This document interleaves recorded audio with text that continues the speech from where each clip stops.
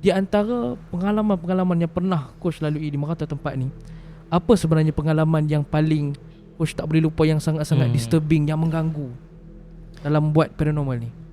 Okay, waktu tu saya berada di Pulau Petang. Pulau Petang. Kat mana Pulau tu? Petang. Tasik Kenyir, Terengganu. Dekat Pulau dekat Tasik Kenyir ni, dia ada 300 lebih pulau yang dah terbiar. Ada yang dijaga, ada yang terbiar. So Pulau Petang ni salah satu tempat yang terbiar lah. Maknanya dekat situ ada satu resort, ada kafe dan sebagainya, tapi dah tak ada orang langsung pulau tu. Jadi saya berniat untuk bermalam dekat sana. So bila bermalam dekat sana, itu satu benda yang, satu impak yang saya takkan boleh lupa sampai sekarang. Dia punya, seperti kita dengar ni macam sound effect. Ada dekat tempat tu. Waktu tu kita tak live, kita tak apa. Kita duduk dekat tent kan, macam kita nak lepak, nak tidur, tiba-tiba ada gangguan yang tak henti-henti.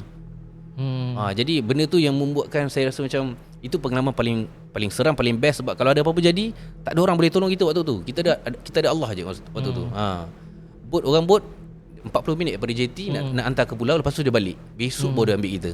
Oh, maksudnya seorang diri kat pulau tu? Saya bawa seorang lagi, nama dia Abang Long. So dia temankan saya sebab dia ada equipment lengkap dekat base. Tapi saya explore seorang-seorang. Yang equipment lengkap tu macam mana tu? Seperti lampu base. Lampu base, tempat makan kita nak buat apa semua tu. Jadi saya perlukan seseorang untuk angkat barang dan jaga base lah. Sebab kat sana ada monyet. So dekat sana apa yang coach lalui? Okay, waktu tu saya explore tanpa live. Saya buat record, off record lah, untuk nak masuk dalam YT lah. Jadi waktu saya dekat sana, yang jaga base ni bukan dengan orang lain, dia seorang juga. Dia seolah-olah sama dengan saya. Jadi waktu tu dia ada panggil saya, coach, dia jerit. Saya dengar. Lepas tu saya rasa macam tu suara Abang Long. Saya lari, saya pergi sampai dekat base tu, dia dah tak ada. Dan saya cari dia hampir 1 jam sebenarnya. Saya dah keliling pulau tu, tak jumpa. Dan akhirnya saya pergi ke tasik bawah tu, yang tempat bot hantar kita orang. Abang Long tu nak masuk dan terjun ke dalam tasik tu. Kenapa dia sampuk? Tiba-tiba Dia seolah-olah disapa, ditegur. Waktu petang sebelum maghrib, saya terdengar ada suara lelaki. Tapi waktu tu boleh live. Saya live kat base. Saya dengar macam ada satu suara yang menegur. Jadi saya macam tak ada apalah. Saya abaikan. Sebab waktu tu siang lagi, tak mungkin lah kan. Dia walaupun petang ada, tapi saya dalam live saya cakap tak mungkin lah, tak adalah, ni bukanlah, nak sedapkan hati.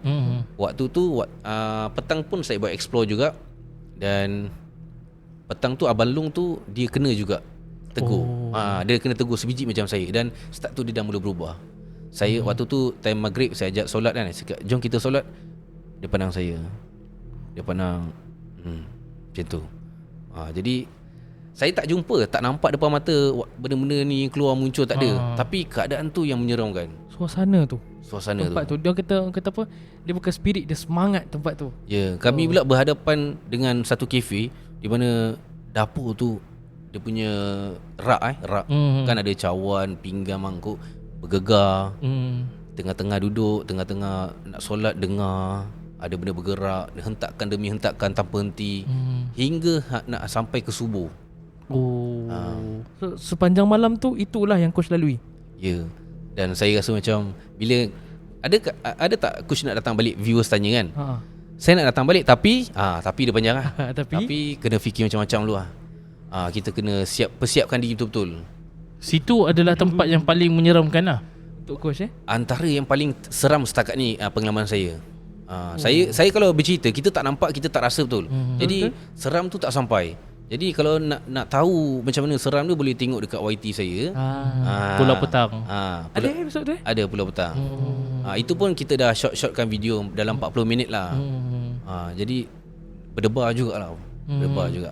Macam mana? Okey, macam kalau di mata ataupun pandangan orang kan, kau tahu benda tu, kau nak pergi explore benda tu, tapi bila benda tu datang kau takut.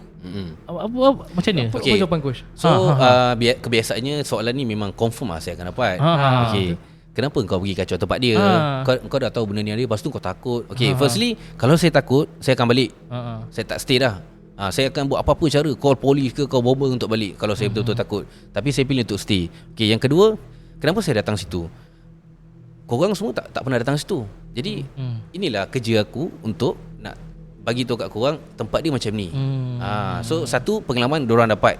Walaupun diorang tak ada kat situ, diorang dapat pengalaman melalui saya punya video. Okey. Yang kedua, saya nak ajar, kita bukan pandai sangat nak ajar, cuma saya nak sharing, kita ambil perkataan sharing. Saya nak sharing bagaimana kalau kita tengah rasa seram, macam mana kita nak counter benda tu. Macam saya cakap tadi, inilah bacaan-bacaan yang saya cakap selalu. Salah satunya yang orang tahu itu kursi. Kadang-kadang ada saya bagi tahu orang Bismillah 5, surah Asy-Syu'ara ayat 135, dan saya bagi tahu apa maksud-maksud dia, apa amalan dia nak kena buat untuk dapatkan ayat ni. Apa yang membezakan bacaan setiap orang? Contoh ada orang baca dia tetap kena kacau, ada orang baca dia tak kena kacau. Okey. Orang baca kena kacau dan baca tak kena kacau ni dia bergantung kepada kekuatan iman masing-masing lah. Okey, even kalau ni ustaz, saya orang biasa, yang ni ustaz. Okey, ustaz ataupun orang-orang alim ulama. Orang-orang alim ulama ni jin dia lebih tinggi daripada apa yang saya diganggu ni lah. Jadi mungkin kekuatan iman seseorang ni boleh mampu menandingi jin-jin yang ada. Kita pun tahu kan jin paling kuat sekali ifrit, betul. Jadi jin-jin yang kuat ni akan ganggu orang-orang yang beriman. Macam orang macam saya ni jin biasa je lah.